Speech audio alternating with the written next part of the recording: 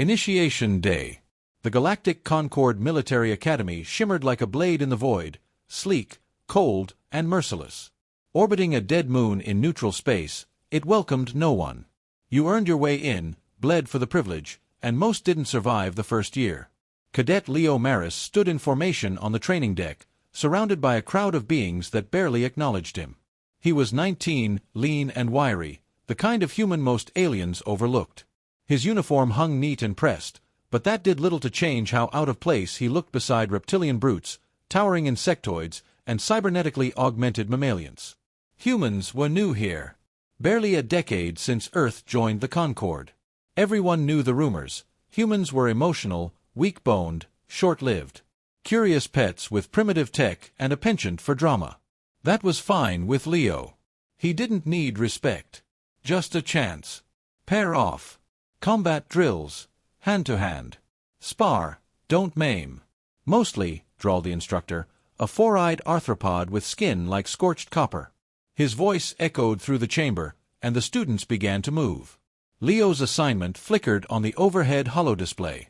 Cadet Marris, L. Opponent, Xol Toru, Kargash Dominion. He froze. Xol was nearly 7 feet of muscle, scales, and pure-bred aggression.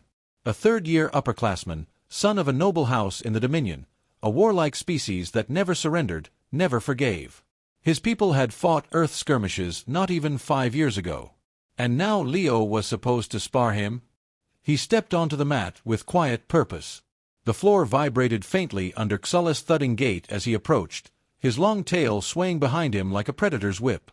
"You're the Terran runt," Xol growled, teeth glinting. Leo didn't respond. He set his feet, raised his hands. Controlled. Neutral stance. The instructor glanced their way. "Begin." Xol lunged. He was fast for his size, a blur of claws and snarling strength. Leo ducked, pivoted, keeping distance. He wasn't here to win, just to show he belonged. But Xol wasn't interested in sparring. "Too slow, soft blood," he sneered, closing in again.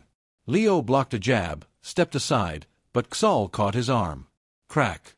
White-hot pain screamed up Leo's hand as his finger bent backward at an impossible angle. He gasped, stumbled, clutching it instinctively. The room went quiet for a beat, then chuckles, snorts, cruel laughter. A few cadets even applauded. One of the insectoids clicked its mandibles in what might have been amusement. Leo's breath came shallow. Sweat stung his eyes. The pain was real. Bone snapped. Torn tendon. But he didn't fall. "That's enough," the instructor said half-heartedly. Cadet Marris, step back. Leo looked up. His face was pale, jaw clenched. He didn't speak, but didn't step back either. Xol grinned. "Want more, Terran? Go on. Cry." Leo's uninjured hand tightened into a fist. He wasn't thinking about honor or Earth's place in the Concord. He was thinking about every sneer, every smirk, every moment someone like Xol looked down at humans like they were just another species to dominate. "Put me back in," he said, voice hoarse. The instructor blinked. "Excuse me. I said I want back in." He held up his splinted hand. 5 minutes. Xol laughed. "You'll lose the rest of that twiggy arm, Terran." Leo looked at him then, really looked.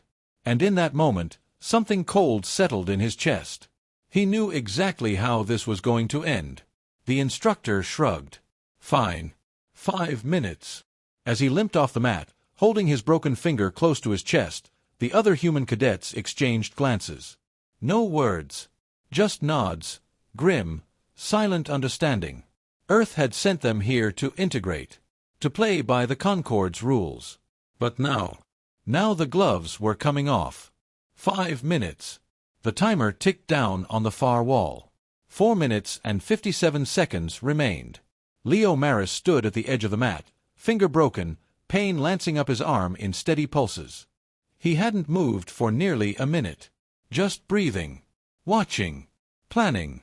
Xol paced across from him, flexing his claws with theatrical ease, occasionally rolling his massive shoulders to show off the ridged musculature of his back. He grinned with every step, cocky, certain, cruel. "You really want to do this again, Terran?" Xol asked, tail slapping the mat. No one's going to cry for you this time. You'll leave here in a medpod. Leo didn't reply. His eyes were locked. Still. Focused. The instructor watched, expression unreadable. No intervention. No rule broken, yet. Leo closed his eyes for a moment. Breathe. In. Off. Remember. Flash. Cold wind. Broken concrete. Earth, 20 years after the collapse.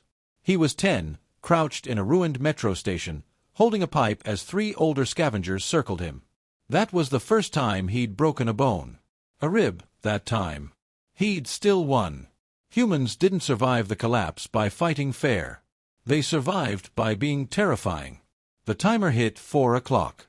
He stepped back onto the mat. Instructor nodded. Match resumed. This time, Leo moved first. He surged low and fast, like a striking wolf. Xol blinked, surprised by the sudden aggression. He swung wide with a clawed hand. Leo ducked under it, rolled, and came up at the Kargash's side. A sharp kick to the inside of Xol's left knee. Pop. The joint buckled. Xol roared, staggering, trying to grab Leo. But Leo was already moving, circling, calculating. One of the human cadets on the sideline leaned forward, whispering to another, "He's mapping his anatomy." Xol charged again, slower now. Rage blinding him. Leo baited a strike and slipped inside the guard. His shoulder slammed into Xol's torso, knocking him off balance. And then Leo struck. His left arm looped under the alien's elbow, twisting it upward. Xol reacted too late. Leo pivoted his hips and dropped his full weight, a classic joint lock taught in close-quarters Earth combat. Except Leo had done his homework. Xol's species had a secondary tendon cluster near the tricep, exposed when the elbow was hyperextended. Leo's hand darted to his boot. Steel hissed. Not a lethal blade, just a short survival knife, standard issue for cadets. Technically legal in training exercises. Xol froze, suddenly realizing. Too late. Leo drove the blade through the joint, slicing clean through muscle, tendon, and secondary nerves. The sound wasn't loud. It was wet. Then, thud. An arm. On the floor. The sparring mat was silent. Xol stood blinking, confused, until the pain hit. His scream wasn't a roar this time. It was raw and human and horrifying. He dropped to his knees, clutching the stump, blood dark and viscous pooling on the white mat. Leo stood over him, chest rising and falling, knife still in hand, face unreadable. The instructor stepped forward, finally breaking the silence. "Stand down, Cadet Marris." Leo nodded, calmly placed the knife on the ground, then picked up Xol's severed arm. He walked it over to the instructor and held it out. "You should return this to him," Leo said quietly. "He might need a spare." He turned, walked off the mat without another word. The alien cadets gawked in open horror. The humans just nodded. No celebration. No smug looks.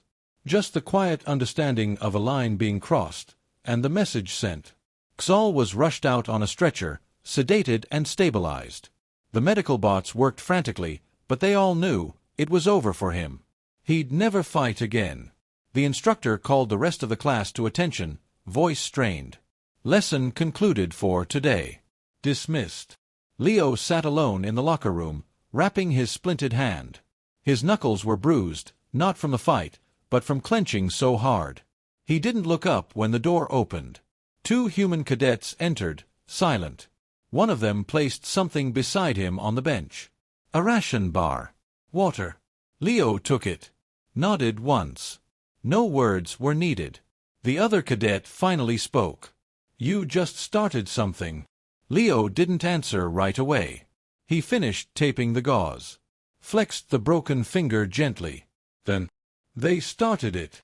Aftermath and echoes. Xol Toru's arm lay in a sealed medical container, pumped full of nanofreeze and regret. The Academy's infirmary was locked down. Alien medics buzzed around the injured Kargash, muttering in clicks and hisses, trying to stabilize him. Nerve tissue was too shredded for reattachment. Regeneration, at best, would take years. He was out of the combat program permanently. And humanity. Suddenly, no one was laughing at them anymore. Cadet Leo Marris stood in front of a tribunal panel in a white-walled hearing room, 3 hours after the incident. No restraints. No guards. Just 3 senior officers representing the Concord species.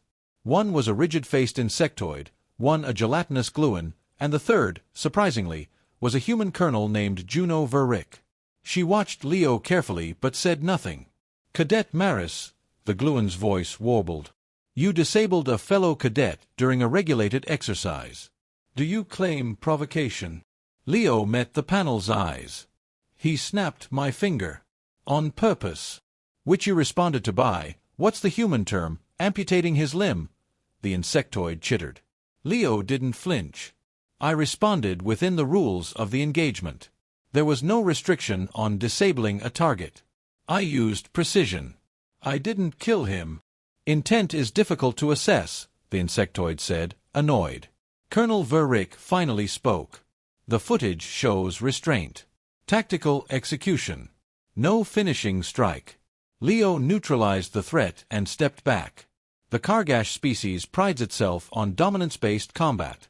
"It seems they got what they asked for." Silence. The panel conferred briefly in their respective languages. "We will not expel the human," the gluon said at last.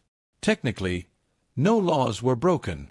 Leo nodded once, then turned to leave. "Cadet Marris," Colonel Verrick called after him. "Stay." The other 2 tribunal members slithered and clicked their way out of the chamber, leaving the 2 humans alone.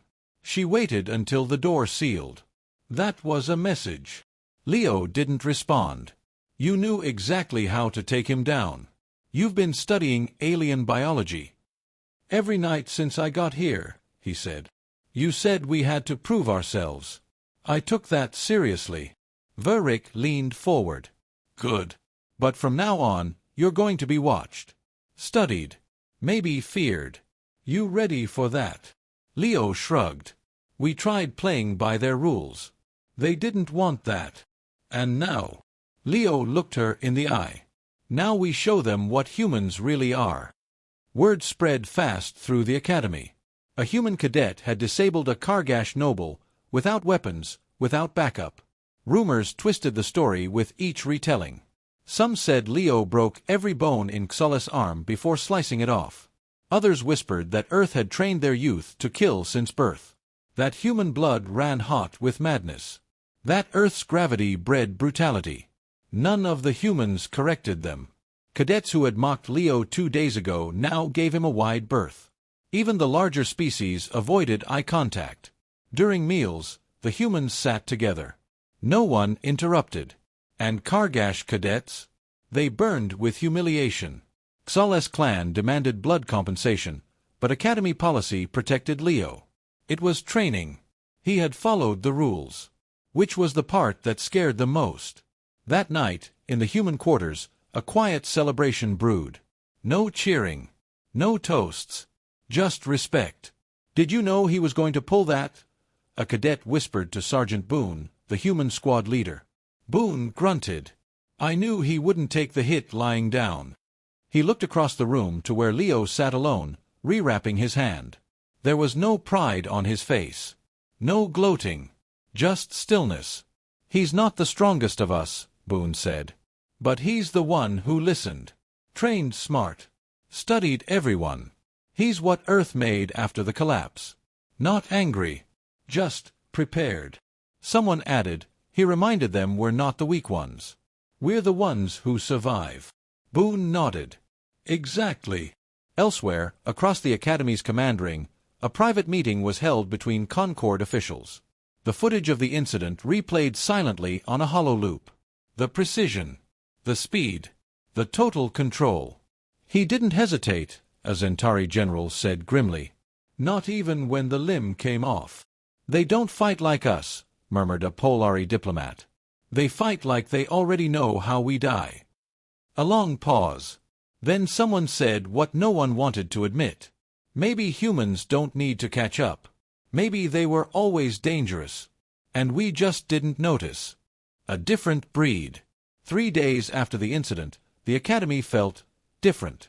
The air was tighter. The hall's quieter. The laughter from alien cadets, the smug, self-assured kind, had faded into wary silence. No one said Leo Marris's name aloud, but they all thought it. In the mess hall, cadets shifted when humans entered. Conversations paused. Some called it respect. Others called it fear. Leo didn't care what they called it. He ate in silence, left before the others, and spent most of his time alone in the training chamber, running combat simulations on loop. Precision strikes. Weak point exploitation. He wasn't angry anymore. He was focused. He'd stopped needing to prove something. Now he was preparing. On the third night, Colonel Verrick returned, this time not as a tribunal member, but as an instructor. She addressed a group of 30 cadets from across the species, her presence sharp and cold. The topic of the lecture, Combat Psychology of Human Soldiers. The alien cadets bristled. One brave Zentari raised a limb.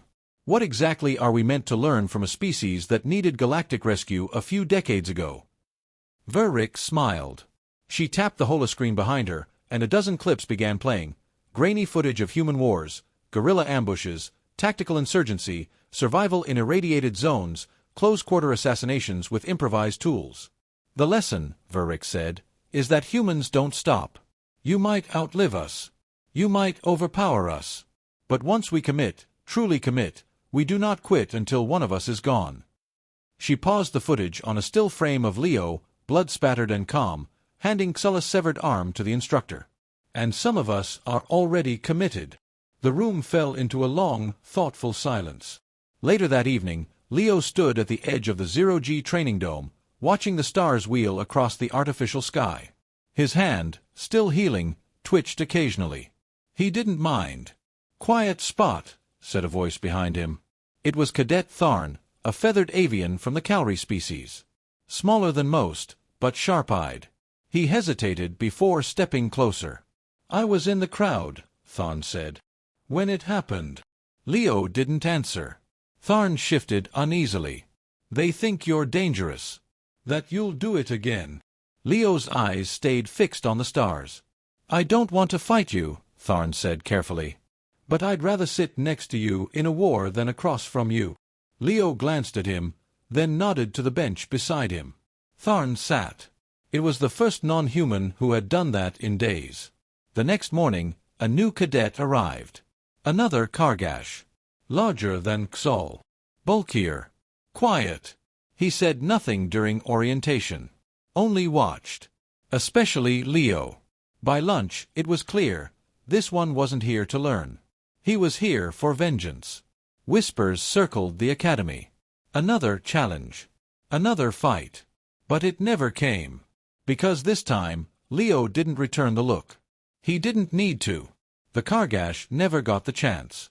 Because the academy changed the rules. New training guidelines. New limitations. Restrictions on full-contact interspecies combat. They called it a safety measure. The humans knew better. It was fear, dressed in policy. That night, Boone gathered the human cadets for a quiet debrief. "You did more than hurt that lizard," he said to Leo, voice low. "You changed how they look at us." "I didn't mean to send a message," Leo replied. Boone shook his head. "You didn't send it. You are the message." He let the words hang. "You're what happens when they forget what Earth is. We aren't the strongest. We don't live the longest. But we are the ones who fight when it's hopeless. The ones who break before we bend." He gestured at the room of young human cadets, scarred, tired, but steel-eyed. "You're a different breed. And they know it now." The final scene. Leo walks alone through the corridor, training bag slung over his shoulder. As he turns a corner, he sees a group of cadets, mixed species, arguing. One of the alien cadets steps toward a human, posturing. Leo doesn't speak. He just stops, looks. And the alien cadet steps back. No words. No threat. Just that stare. The group disperses.